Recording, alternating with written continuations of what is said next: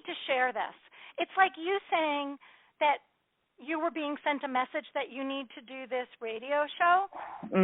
For me, I said, I've kind of got the credibility of having been successful and done all this, but more importantly, I had the authenticity of literally having this diagnosing my own at a very senior level in an organization.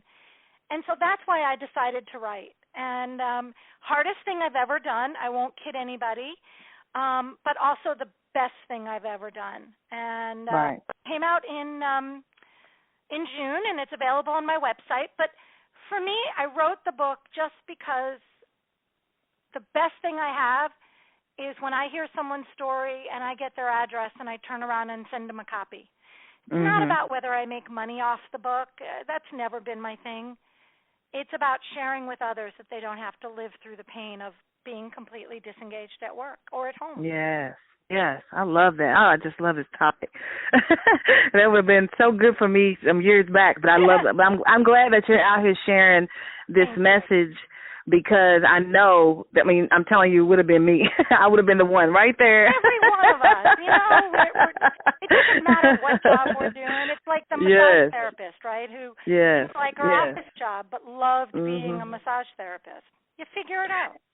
And, I think that one of the reasons why the world, it just keeps happening is because in school they teach us, go to college, go do this, and it's just, I know our parents do the best with us. They teaching us what they think we should know, but it's probably, it's probably another message that needs to be gotten out there, I believe, that, because we just do. I tell my kids the same thing, go to college and this and that, and they did the same thing, and they're still young yet, but, they may, not. I tell my kids, go get a degree and this and that. And so I think we just, it just keeps, we keep doing what we think is best for our kids, and the kids tell their kids, and so on and so forth.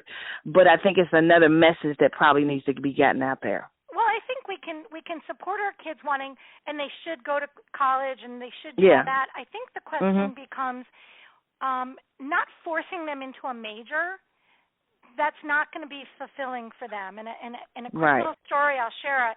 I was in New York in November on business, and I got to catch up with some good friends of mine. And I won't say the name to protect the really guilty, because he was totally guilty. But I was asking about their son, who happens to go to Stanford, who is one of the smartest people. This young kid is phenomenal. And I said to my friend, how's, I'll call him John. How's John doing? And he said, he's come to me and said, he's not really happy with his major in engineering. And I said, so I know John, he loves to write. He's really smart. Like, why is he doing engineering? And my friend said to me, because I told him that he needs to do that because he's going to come out and get a lot of money and get a really great job. And I literally wanted to hop across the table, right, and wring my friend's neck. And I said, but he wants to write. And he's like, well, you don't make money in journalism. And I just said, if you're good at anything and you love what you do, you'll make money. Yeah. That's giving your kids such bad advice, but that's what happens. Yeah, I did it with I know it. I did. And the thing is, with my daughter, that's the one I kept telling, a doctor, a lawyer, I kept preaching those two messages. Now she actually is, she's actually doing what she's happy with. I also had a sign language group when I was, when my kids were young. We used to do a group called Gifted Hands, and just do like a mom group with sign. And today she has her master's degree in interpretation. That's what she does. So she went back. She was going to be a doctor first, went back, she dropped out. Then she went back after she was out for like a year or so, and then she went back, and now she has her master's in interpretation. She may go back and get a doctorate. I don't know yet. But the point is, now she's doing, and it doesn't not pay like bad. I mean, it was like actually really not $50. I think she makes like $50 an hour, which is not a bad job. So yeah, what she Yes, yes, yeah. But my point is, I was like the dad saying, "Go be a doctor because you're gonna make a lot of money," and what she loved doesn't make bad money. It's not a bad thing. So it's not exactly. It's not about that, and I think that's what's so important for people to understand. So I just love that story. Thanks for sharing that. So let me ask you about failures in your business. How have you handled failure in your business, and how did you turn them to success? I've had a number of failures. I reached a very high level in my career, and I have, I think I had nothing left to prove. But along the way, I had failures where I just wasn't the best I could be, or I had bully bosses, and I kept saying, God, what am I doing wrong here? And then and I think the big lesson for me was I woke up and said, stop being a victim. You were a target of bullying in the workplace. You were not a victim. You had bad bosses. Yeah, there's always things you could do differently in terms of how you react to things. I think for me, I let emotion sometimes creep in. I had trouble hiding my emotions, and when you're trying to climb the proverbial corporate ladder, emotions aren't always the best thing. Right. And so the minute I learned that it wasn't about me, that this was someone else's problem, and I couldn't fix them, but what I could fix was how I reacted to them and whether or not I let them get to me. That was a life-changing moment for me when I figured that out. That's good. I love it. So what books are you currently reading? If you're not currently reading anything, tell us some books that you've read and how they affected your life.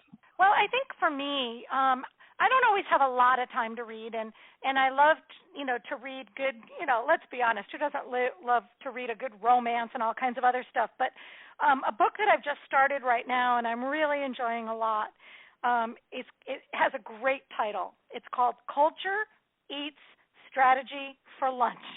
Culture Eats Strategy for Lunch. The Secret of Extraordinary Results, Igniting the Passion Within. It's by an author by the name of Kurt Kaufman. Now, things come full circle because I first heard of Kurt years ago when I was in corporate America, and he worked for the organization that does all these engagement surveys that give us all the data, the Gallup organization. And Kurt had co-authored a book about Strength Finders, discovering all your strengths. So this is a guy I've kind of kept in mind and have been following. And the irony of this is that someone reached out to me when they heard about me and my work recently, and so he wanted to have a call with me to learn more about me. And as we're talking, he's now working with Kurt. And he's like, oh, my God, you guys have to talk to us. We do some similar stuff. And he sent me a copy of the book, and I'm just enjoying it. And I think what's so important is it tells me I'm not the only one thinking this way. It tells me that this notion of finding the passion and not just having a job, but really having a career and the culture, that I'm spot on in terms of my work in this. That's good. So that's pretty cool. And I just love I like that. Yeah, that's good. So we have one more question, but before we do, we're going to have a word from our sponsors, and we'll be right back. Have you ever wanted to be a published author? Or how about, would you like to travel the world to get paid to speak and tell others of your story and how others could get over? Would you like to be an Amazon best-selling author? Or maybe you would like to create your own courses and products and get paid for what you know. If that sounds like you, join Terry Clay and Sue Ham at the Business Explosion Mastermind in Florida. It's a private luxury retreat. There, you will have private access to the beach. You will stay in a mansion near the beach. You will be just 2 minutes from Mexico. While there, you will learn all about how to explode your business. if this sounds like you, go to businessexplosion.net. We cannot wait to see you there. All right. So thanks so much for our sponsors. We appreciate you. So the last question we ask every last one of our guests, and this is the Startup Biz Coach Radio, and we are empowering entrepreneurs right from the very start. So how can you help to empower an entrepreneur right from the very start? It's a great question, and I wish I had your radio show when I was going through this so that I could have learned from this. It doesn't happen in a day. You have to be planful, thoughtful, and strategic. I started thinking about, I took out a white sheet of paper when I was still in my corporate role after I had had my big face in the mirror moment, and I took out a piece of paper, and on one side I said, what are my deal breakers? One of those was never working for anyone else again, right? And then on the other side, I started thinking about what things am I passionate about. So I probably spent 6 months before I even was able to trigger leaving. And so I really thought about this. And then I went out and just talked to a lot of people.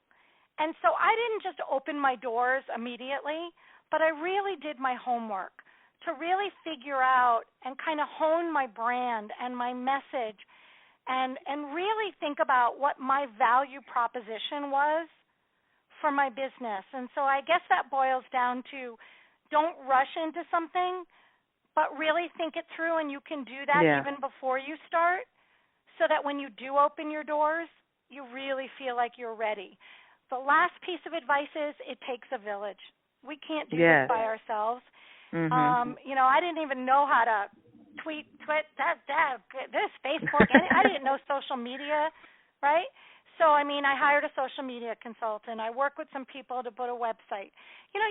Sometimes you got to spend money and have a village to make money. Yes, you do. To create your business.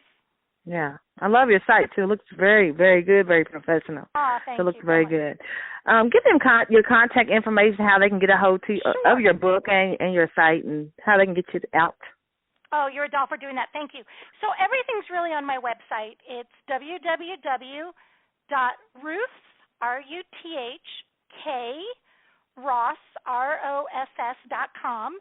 And on there you can find out stuff about what I do and speaking and consulting. And also there's a link to my book, or you can find it on Amazon. It's called Coming Alive, The Journey to Reengage Your Life and Career. Awesome. So thanks so much for stopping by the Startup Biz Coach Radio. We appreciate you, and just thankful that you took the time to sow some words of wisdom to listeners of this call. So thanks so much. Thanks a bunch. Thanks so much for the invite. Bye-bye. All right, bye. This has been a word from Terry, Clay, and Ruth, and we are changing lives with positive words, and we are out. Peace. This has been Startup Biz Coach